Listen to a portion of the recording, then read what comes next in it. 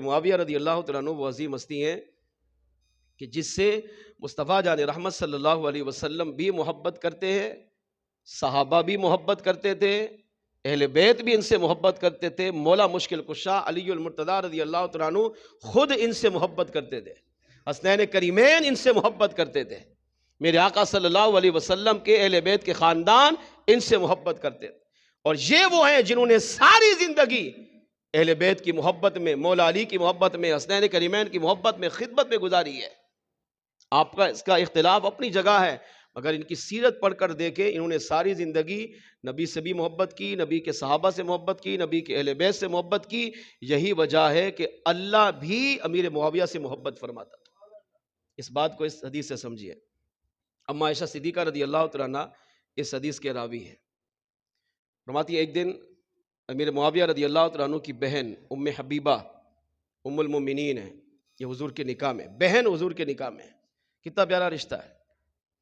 ابو سفیان رضی اللہ تعالیٰ عنہ کی بیٹی ام حبیبہ اور امیر معاویہ رضی اللہ تعالیٰ عنہ کی بہن، ان کا نکاح کس سے ہوا؟ سرکار سے۔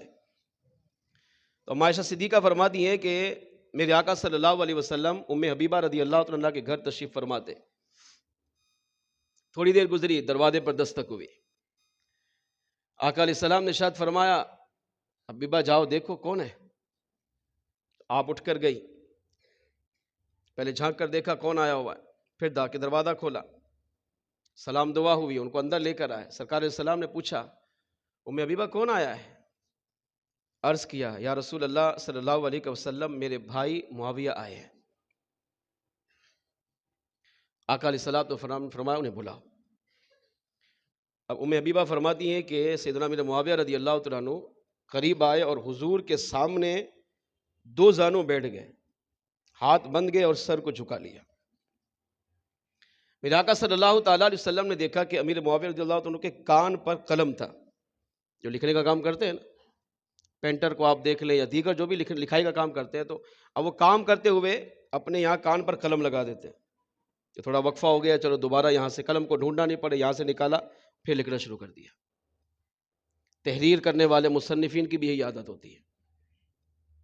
تو کان پر قلم رکھا ہوا انہوں نے، تو میرے آقا صلی اللہ تعالیٰ علیہ وآلہ وسلم نے جب دیکھا کہ ان کے کان پر قلم ہے تو حضور نے ارشاد فرمایا معاویہ یہ تمہارے کان پر قلم کیسا؟ اس کو کیوں رکھا ہوا؟ اس میں کیا حکمت ہے؟ اب ان کا جملہ سنیں۔ عرض کیا یا رسول اللہ صلی اللہ علیہ وسلم یہ قلم میں نے اللہ اور اس کے حبیب کے لیے رکھا ہوا ہے۔ کیا مطلب اس کا؟ سمجھ گئے تو آپ کی عقل کو سلام ہے، نہیں سمجھے تو پھر سنیے۔ میں نے یہ قلم اللہ کے لیے، کبھی ہماری سوچ یہاں گئی ہوگی؟ نہیں، میں نے یہ جو قلم رکھا ہوا ہے کان پر اللہ کے لیے اور اس کے حبیب کے لیے رکھا ہوا ہے۔ مطلب یہ ہے کہ رب کا حکم آئے گا تو لکھنا شروع کر دوں گا، اور مصطفیٰ جان رحمت کا حکم ملے گا لکھنا شروع کر دوں گا۔ اب میرے آقا صلی اللہ تعالیٰ علیہ وآلہ وسلم پر قربان محبت کا اظہار کیا نا حضور کے سامنے۔ حضور نے تو نہیں کہا تھا قلم لے کر آنا، اللہ رسول کے لیے قلم رکھا ہوا ہے۔ تو آقا علیہ السلام نے فوراً امیر معاویہ رضی اللہ عنہ کو دعا دی، اے معاویہ اللہ پاک تمہیں دنیا میں آخرت میں بہتر جزا عطا فرمائے۔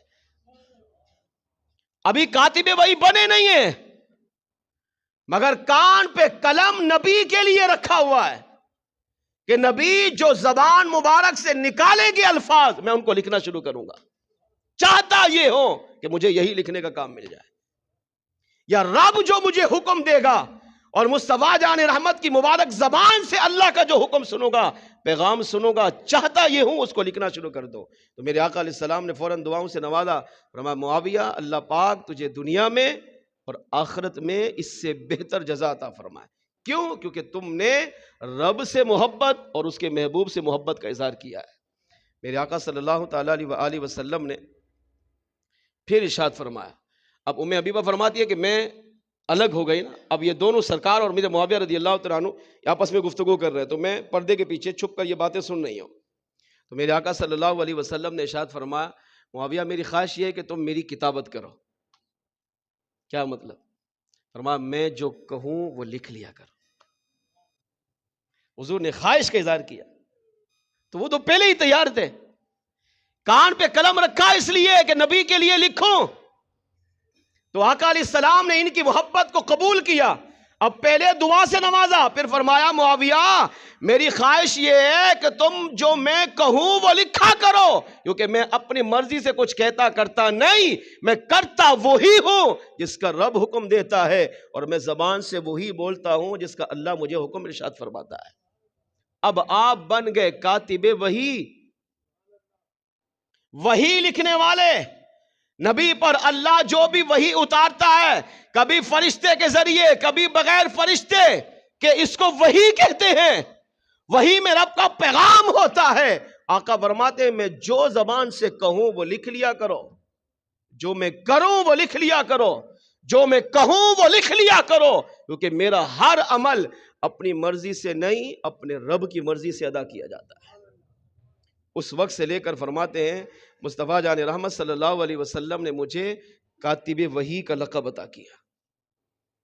کیا یہ کم شان ہے جو نبی کا کاتب وحی ہو، نبی کی سیرت کو لکھتا ہو، نبی کی باتوں کو لکھتا ہو، نبی کے اعمال کو لکھتا ہو، نبی کی حدیثوں کو لکھتا ہو، نبی کی سیرت جن کی وجہ سے ہم تک پہنچی ہو. کیا اس امیر معاویہ رضی اللہ عنہ کی شان و عظمت کا کوئی اندازہ لگا سکتا ہے؟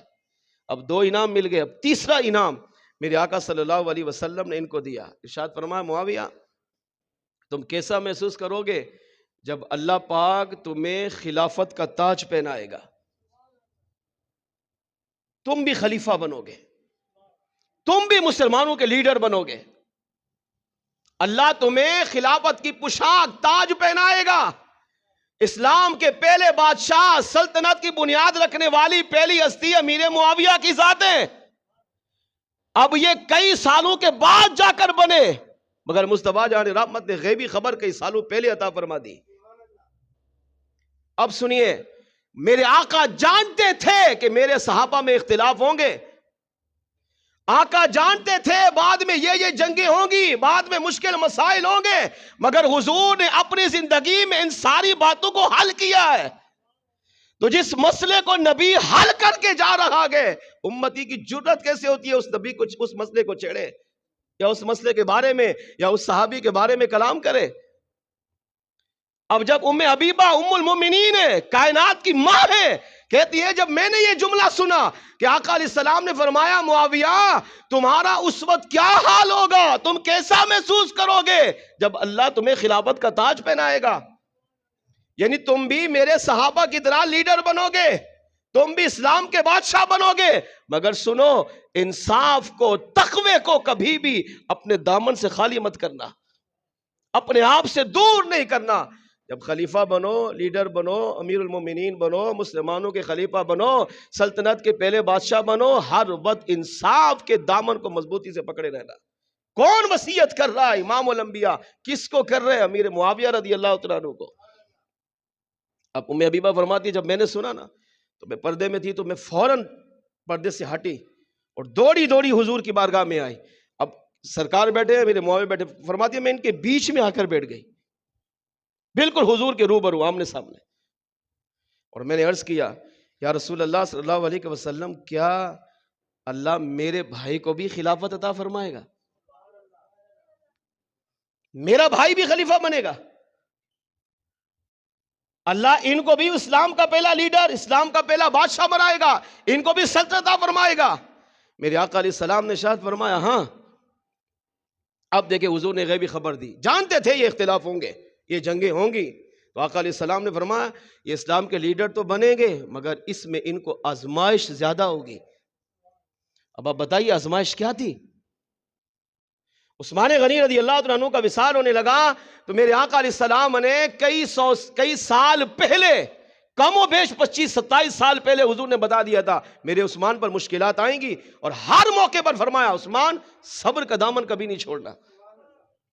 تو عثمان غنی فرماتے ہیں مجھے موت سے بھی زیادہ یقین ہو گیا، کیونکہ حضور نے کہہ دیا ہے کہ مجھ پر مصیبت کے پہاڑ ٹوٹیں گے مگر میں صبر کا دامن ہاتھ سے نہیں جانے دوں گا. یہی وجہ ہے شہدائے کربلا پہ 3 دن پانی بند ہوا، ہم سنتے ہیں مسلمان رو پڑتا ہے، عثمان غنی رضی اللہ عنہ پر 40 دن پانی بند ہوا ہے، مصیبت کے پہاڑ توڑے گئے، مگر آپ نے صبر کا دامن ہاتھ سے نہیں جانے دیا۔ اب دیکھیں یہی جملہ میرے آقا نے یہاں بیان کیا ہے، فرمایا ام حبیبہ ہاں اللہ اس کو اسلام کا لیڈر بنائے گا، خلافت ملے گی، بادشاہ بنے گا، مگر اس میں آزمائش ہوگی، ان کو مشکلات کا سامنا کرنا پڑے گا۔ اب ام حبیبہ پر قربان عرض کیا یا رسول اللہ صلی اللہ علیہ وسلم میں جانتی ہوں، آپ نے فرما دیا آمنا صدقنا، حق ہے، سچ ہے، میرے بھائی پر مشکلات آئیں گی، مگر آقا میں آپ کی بارگاہ میں عرض کرتی ہوں میرے بھائی کے لیے آپ دعائے رحمت فرما دیں۔ اگر آپ کے ہاتھ اٹھ جائیں گے نا تو اللہ چاہے دنیا کی کتنی مشکلات آ جائے، مجھے یقین ہے آپ کی دعا کی برکت سے ساری مشکلات اللہ آسان فرما دے گا۔ میرے آقا صلی اللہ علیہ وسلم نے ام المومنین کی خواہش پر امیر معاویہ رضی اللہ عنہ کے لیے ہاتھ اٹھا کر دعا مانگی، اور دعا کے الفاظ کیا ہے؟ اللہم اہدہ بالہدا، اے اللہ میرے معاویہ کو ہدایت پر ثابت قدمی عطا فرما۔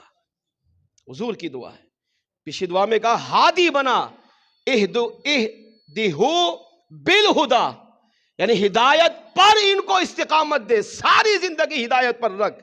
پھر فرمایا اے اللہ وجنبہ الردیٰ، اور ان سے ہر مشکل کو دور فرما دے، جو بھی آزمائش آئے، امتحان آئے، پریشانی آئے، تکلیف آئے، اللہ میرے معاویہ سے اس کو دور فرما۔ اور تیسری دعا میرے آقا علیہ السلام نے فرمایا وغفر لہ فی الآخرہ، اور اے اللہ آخرت میں میرے معاویہ کی مغفرت فرما۔ اس حدیث پاک سے پتہ چلا سیدنا میرے معاویہ رضی اللہ تعالیٰ عنہ کی ذات وہ ہیں کہ جس سے مصطفیٰ جان رحمت صلی اللہ تعالیٰ علیہ وسلم محبت فرماتے ہیں، دعا بھی کرتے ہیں، آقا صلی اللہ علیہ وسلم پیار بھی کرتے ہیں، اور جن سے میرے آقا علیہ السلام نے ایک اور حدیث میں وقت اجازت نہیں دے رہا جہاں میرے آقا علیہ السلام نے فرمایا ام حبیبہ معاویہ وہ ہے جس سے میں بھی محبت کرتا ہوں، تمام فرشتے بھی محبت کرتے ہیں، جبرائیل، میکائیل، اسرائیل، اسرافیل، ان کے نام لے کر اس نے فرمایا یہ بھی محبت کرتے ہیں، اور پھر ہمارے لیے بھی میرے آقا نے دعا مانگی ہے۔ اب جو امیر معاویہ سے محبت کرتا ہے وہ سنے، اور جو قیامت تک حضور کا غلام کرتا رہے گا وہ سنے۔ آقا علیہ السلام نے فرمایا ام حبیبہ قیامت تک آنے والی میری جس امت میں جو میرا امتی میرے معاویہ سے محبت کرے گا تم گواہ بن جاؤ، میں بھی معاویہ کے صدقے اس امتی سے محبت کروں گا۔ یعنی جو میرے معاویہ کو محبوب رکھے گا، اپنے دل میں میرے معاویہ کی محبت رکھے گا، آقا فرماتے وہ یقین کر لے وہ مجھ نبی کی بارگاہ میں بھی محبوب بن گیا ہے۔ پھر میرے آقا علیہ السلام نے فرمایا ام حبیبہ اس سے بڑھ کر کمال یہ ہے کہ معاویہ وہ ہے جن سے خود کریم رب بھی محبت فرماتا ہے۔